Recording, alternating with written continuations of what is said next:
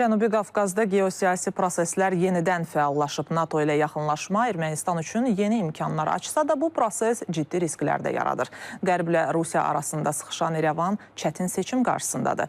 Qarşıdan gələn seçkilər ölkənin hansı istiqaməti seçəcəyini müəyyən edəcək. Bu yol ya islahatlara, ya da yeni təzyiqlərə aparacaq. Təfərrüatlar Rüstəm Mikayılzadənin süjetində.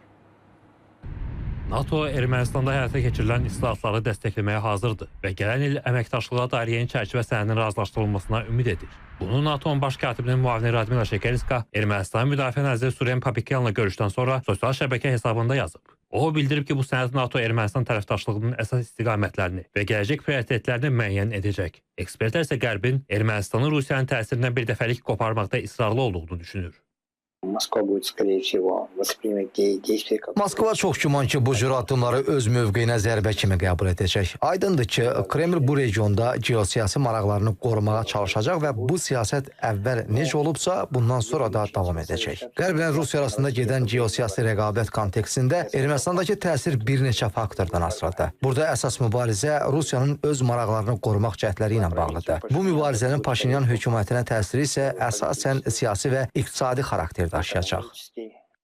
Şekerska'nın səfərindən bir neçə gün öncə Ermənistan parlamentinin üzvü Sarkis Kandanyan ölkəsinin NATO'ya üzv olmaq niyyətində olmadığını deyib. Ekspertlərin fikrincə ötən həftələrdə Avropa İttifaqı ilə sənəd imzalayaq və birliyə üzv olmaq istəyən Ermənistanın gələcəkdə NATO'ya üzvlüyü məsələsi də aktuallaşa bilər. Lakin hazırda alyansın Cənubi Qafqaza doğru genişlənmə planı yoxdur. Qərbin baxış bucağında Ermənistan üzərində təsir uğrunda Rusiya ilə rəqabət mövcud deyil. NATO bu ölkələrə əməkdaşlıq vasitəsilə öz təhlükəsizliklərini gücləndirmə imkanı yaratmaq istəyir. Ermənistanın kollektiv təhlükəsizlik müqaviləsi təşkilatına üzvlüyünə və bunun NATO ilə əməkdaşlıqla ziddiyyət təşkil edib etməməsinə gəlincə, bu Ermənistanın özünün həll etməli olduğu məsələdir. Bu NATO'nun problemi deyil. Alyansın marağı Cənubi Qafqaz ölkələri ilə əməkdaşlığın inkişafıdır. Ermənistanın qərblə münasibətləri intensivləşdirməsi Rusiyanın və İranın bu ölkəyə təhdid xarakterli bəyanatları ilə nəticələnir. Xüsusilə seçki ərəfəsində olan ölkədə Kremlin dəstəklədiyi revanşist müxalifətin fəallaşması mümkündür. Bu da Paşinyan üçün əlavə problemlər deməkdir. Ekspertlər bildirir ki, həm qonşularla sülh şəraiti, həm də Avro-Atlantik inteqrasiya məsələsində vədləri olan Paşinyan komandası üçün seçkilər yaxınlaşdıqca maneələr artacaq.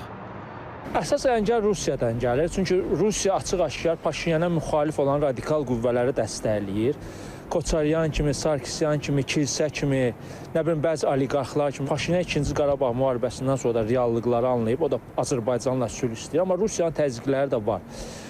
Yəni Ermənistanda gələn fövqəladə hadisə baş verməsə, terror olmasa, çevriliş olmasa, Paşinyanın seçkidə qələbə çalmaq ehtimalı parlamentdə yüksəkdir. Bu bizim də maraqlara uyğundur. Çünki sonra referendum keçirib yeni konstitusiya qəbul etməli və bu sülh sazişinin yolunu açmalıdır.